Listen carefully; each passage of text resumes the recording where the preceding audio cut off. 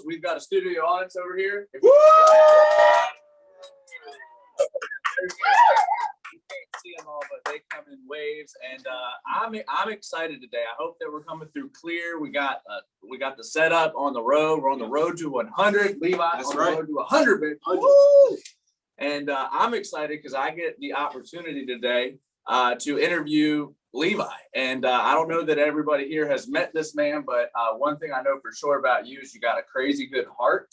And he's done some things that people just, I don't know, not everybody would do. So I think a lot of times when you look at this business and what it can do for you, it's not necessarily what the business can do for you, but what can you do for the business, right? Like what can you do to grow your business and then reap the rewards? Because the passive income that you can make, the residual income that you can make, like the work you're doing now, you know you're going to get paid on for years and years and years. It's not like a one-time pay. Right. It's like a over and over and over again.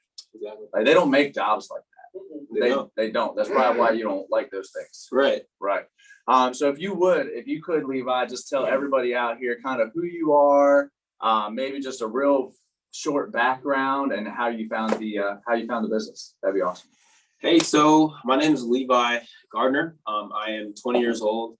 So I am going on my third year doing life insurance with this company, and I was brought in by Pastor Mark, who was brought in by Leo, who was brought in by our Now, who is Pastor Mark? Pastor Mark is my dad. Your papa. My papa. Do you call him Dad or Papa or Pastor Mark or all of them? I'll call him Dad. Dad. All right. Yeah, Dad, pretty much. And then he was brought in by Leo Altador, and then he was brought in by what we call our rich white daddy, Justin Bailey.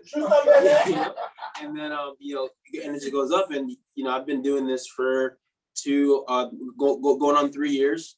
It's been pretty good. A lot of growth, a lot of failure that brings you to your next win.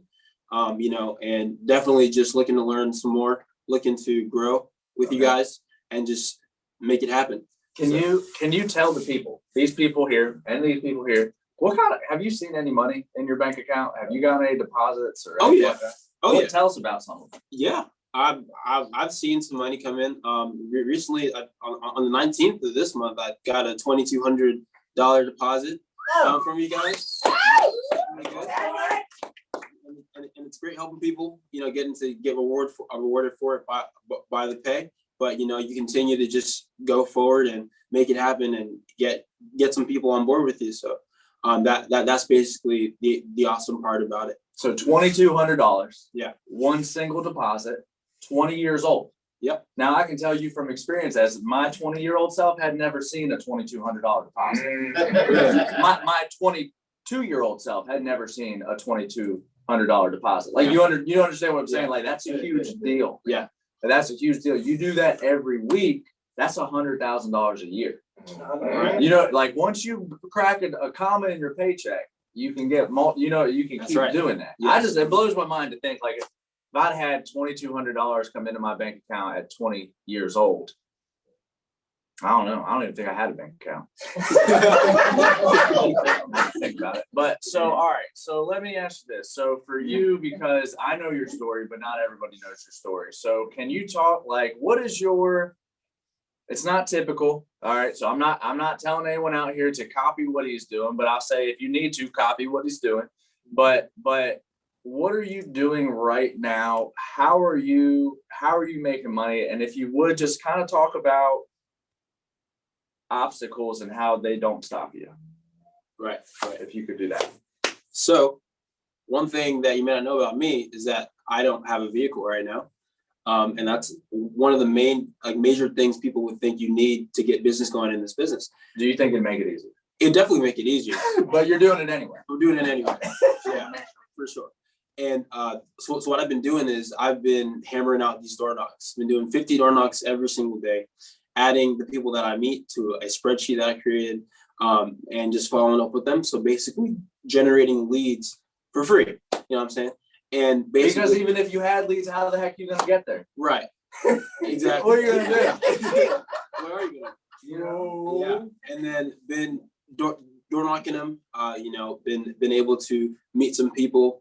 Get them coverage. Always wanted to talk to the upline. definitely when you're sitting with them, same old deal, but you don't have to, like let the obstacles stop you, because basically, me not having a car, I could think to myself, okay, this can't be done.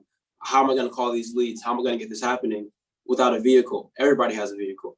How can I possibly make some money and get some stuff going with this business without that? But it's like, we've all heard it, where there's a will, there's a way.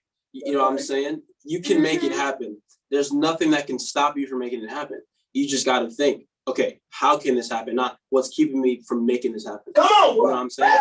So I've been able to submit business on strictly door knocks, always looking for instruction from my upline, from people in the business who are killing it, learning from the people, getting around those people that are actually making it happen. You always want to glean from them. But if you look at your situation right now, what, like your cards, whatever you have or don't have, look at those cards and say, okay, I can look at this and I can make it work. There's no reason why this can't work. Whatever your cards might be, whether you have a card, your cards can get you there. There's absolutely no reason for you not to have success in this business. It just takes some time, some effort, some commitment, some study. You just gotta do the do. You gotta keep going. Gotta keep moving in that direction that you see yourself and envision yourself at.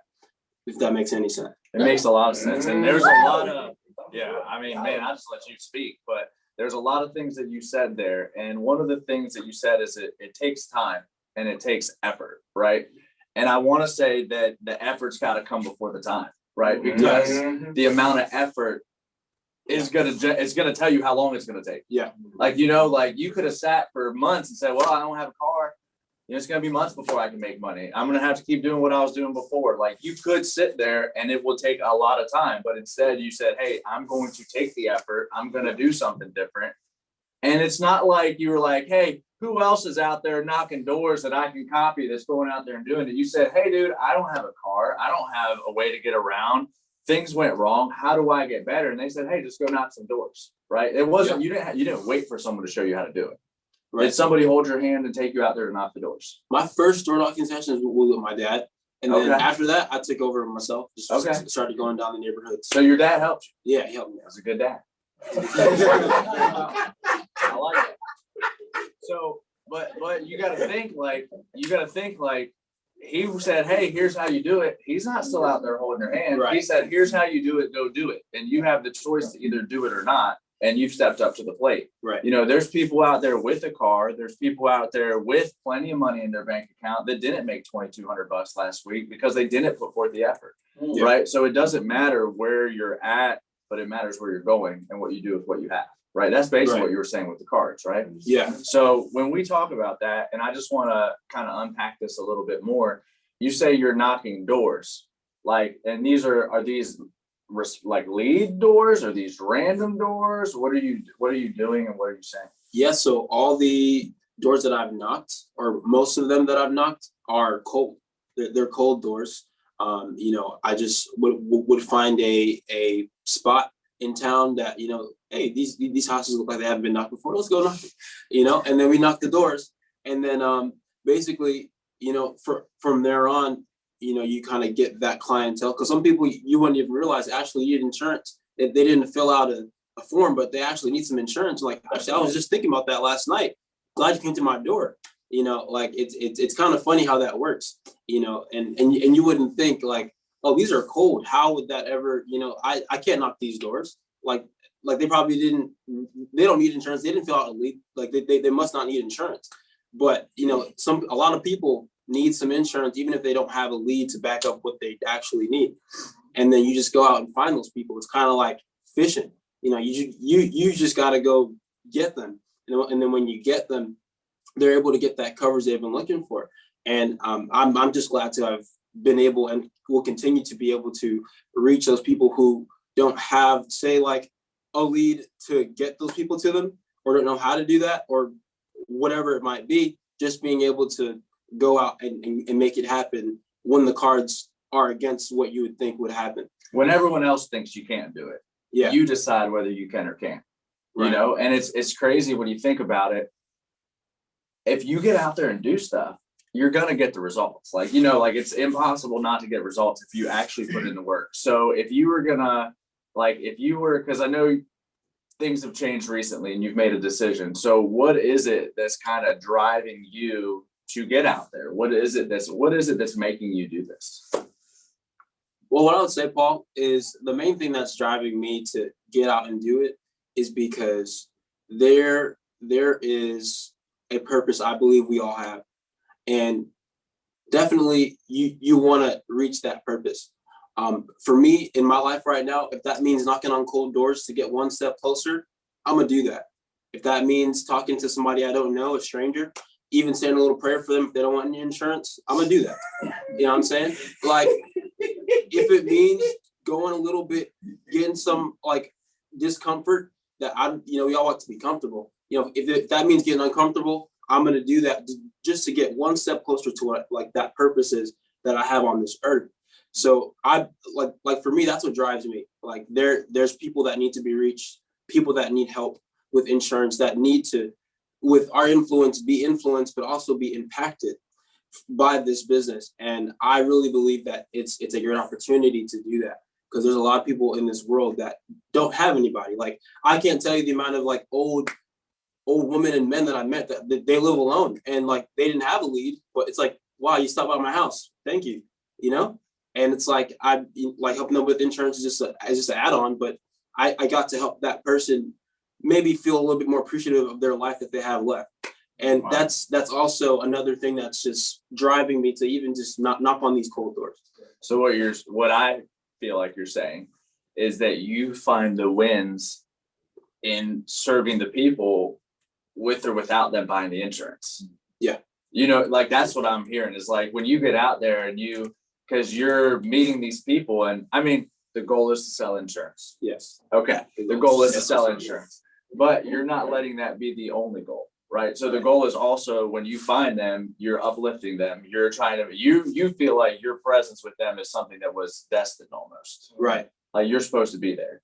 Yeah. Dude, I can't tell you how many houses I've been in where like I sit down and talk to an older lady or an older man, and like I just like, you know, they'll be like, so and so died and died and this happened. And I'll be like, well, you must still be here for a reason. Like, you must still have some work to do. And you can just see like them perk up, you know, like they perk up and they're like, oh, I must still have something to do. And I just feel like that's important. You know, there's like this mission, the mission and the mission, you know. What about for you? How impactful do you think it is to have a team? To have a team, I think you duplicate yourself. Like when you have a team that's doing what you're doing with the mindset that you have. Let me ask this question a better way, because I did a terrible job at asking that. What do you think it means to you that you have a team that supports you? Okay, a team that supports me. Or do you feel like you have a team that supports you? I should ask that question. I do feel like I have a team that supports me. Okay. Like I think it puts like even more gasoline or fuel to the fire, because it's like you see them killing it, you see them making it happen, and what you're doing is working. They're gonna push you. They're gonna give you that wisdom. They're gonna help you understand, like, okay, you could have done better here. Even though what you're doing is great, you could have fixed that. You could have done that. Like, just being like having other eyes that see you. I think that's a lot of value. You know, not just thinking that my way is the best way or this person's way is the best way, but having a collective counsel that can give you direction, it can give you guidance and sift your moves, sift your choices, and actually get you doing some greater stuff. So that's why I think a team is important. And my team, for one, I get that a lot. A lot of accountability, a lot of challenging of my perspective to grow me in a better way. And here's the thing that I think is really cool is like, as you're growing, and I'm seeing it firsthand, I'm watching it, I'm going, dang, like the impact that you're going to have on the people that come behind you is going to be massive. Like, you know what I mean? Like, it's not just like you're doing what you're doing because you need to do it, but like, you don't understand the impact you're having on the people around you, the people who've been in the business for 10 years or 15 years going, dang, like he's out there knocking doors. He's he's crazy fired up. Like, that's a huge deal, and just making the no excuse. Right. So I will say this. I definitely have loved asking you questions. I got more, but I want to open up like this because we got all these people over here you guys can't see. Does anybody else have anything that they want to be like, hey, Levi, what about this? Or is there anything else that anyone wants to throw in there? I just want to put that out there to the world over here. Anybody? I got one. You got one? I knew somebody did.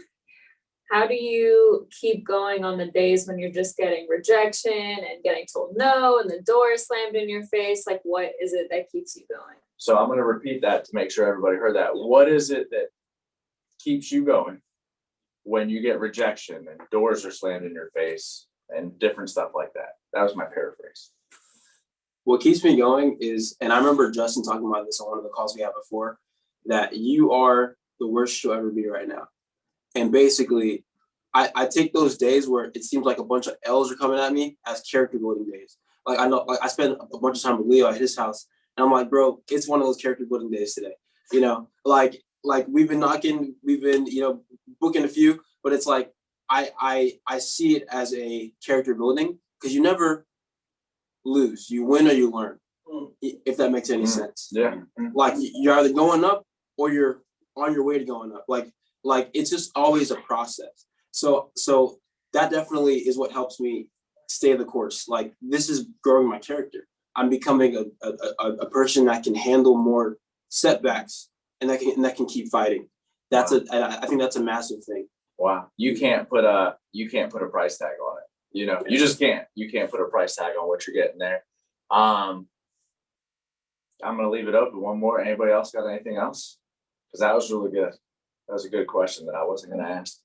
All right. So this is what I want to do. I want to say one couple of quick things, and we're going to keep this call nice and short because we got stuff to do and you got stuff to do. But I want to say that we are on the road to 100. We are traveling across the country. We're in Florida right now. We're going to be there. You can get the flyer. There's all sorts of cities on there. But what I can say is I believe that the Tampa area, whatever this area is, I believe it's on the map. Yeah. And I look at the fire that's here and I go, oh my gosh, like we just started the trip. Like, it's gonna get crazy. Like, if we start out with this kind of, like, we got some expectations. So if your city is on the list, you better remember that Tampa's kicked it off pretty strong with some passion. And it wasn't. And I just want to make this clear. It's not the number of people, but the quality of the people. I know that's right. And it's the fire that's in those people. And it's very clear that we have a mission and a focus. And I'm really excited to share that with more of you as we travel the country. I'm really excited to talk some more with you guys today. And really appreciate everybody for taking the time. And that's a wrap. Bon voyage. Farewell. Fair as